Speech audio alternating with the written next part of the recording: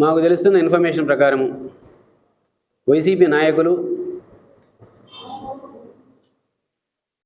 అది చోటా నాయకులు కావచ్చు, బడా నాయకులు కావచ్చు, వార్డు కౌన్సిలర్ నుంచి నియోజకవర్గ నాయకుల దాకా వాలంటీర్లను దుర్వినియోగపరుస్తున్నారు. వాలంటీర్ను వాళ్ళ పని వాళ్ళు చేసుకోవడమే కాకుండా తెలుగుదేశం వాళ్ళ వైసీపీ ప్రభుత్వానికి, వైసీపీ పార్టీకి ఓట్లేయమని, జగన్మోహన్ రెడ్డికి ఓట్లేయమని చెప్పి ప్రచారకర్తలుగా ఉపయోగపెట్టాలనే ప్రయత్నం చేస్తున్నారు.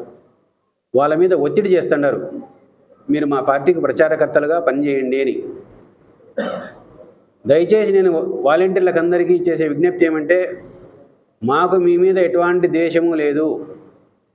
అయితే మీరు పొరపాటున వైసీపీ పార్టీకి కానీ, వైసీపీ ప్రభుత్వానికి కానీ సపోర్ట్ చేసినట్టుగా తెలిస్తే మాత్రము అది మా నోటీస్కి వస్తే ఉపేక్షించము.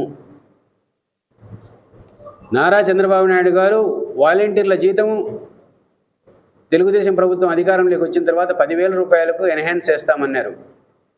కాబట్టి మీ పట్ల, మీ ఉద్యోగాల పట్ల ఇంకా మంచి భవిష్యత్తు, మీకు చదువుకున్న వాళ్ళు క్వాలిఫైడ్ ఉంటే వాళ్ళు ఇంకా పదోన్నతి ఇప్పించి వాళ్ళ సేవలను మరింత గొప్పగా ఉపయోగించుకునే ప్రయత్నమే చేస్తారు తప్ప మీ ఉద్యోగ భద్రతకు ఎలాంటి ముప్పు లేదు తెలుగుదేశం పార్టీ వల్ల కానీ, తెలుగుదేశం ప్రభుత్వం వలన కానీ.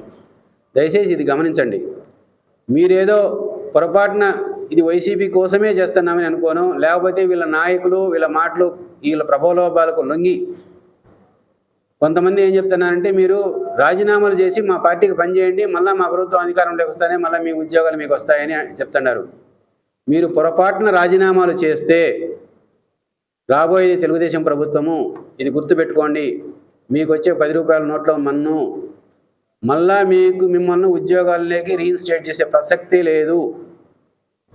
మీరు వైసీపీ ప్రచారకర్తలుగా పనిచేసినట్టు తెలుగుదేశం ప్రభుత్వం అధికారంలోకి వచ్చిన తర్వాత మళ్ళా రీఇన్స్టేట్ చేసే ప్రసక్తే లేదు. మీ ఉద్యోగాలకు మేము బాధ్యులం కాదు.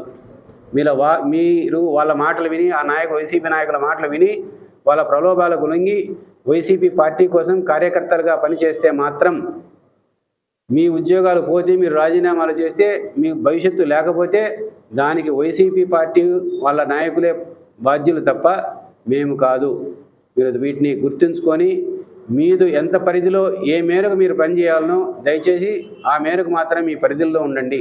అంతకు మించి ఎట్టి పరిస్థితిలో ప్రభుత్వం కోసం పనిచేయచ్చు, కానీ పార్టీ కోసం మాత్రం మీరు ఎట్టి పరిస్థితిలో పనిచేయకూడదని మా విన్నపం.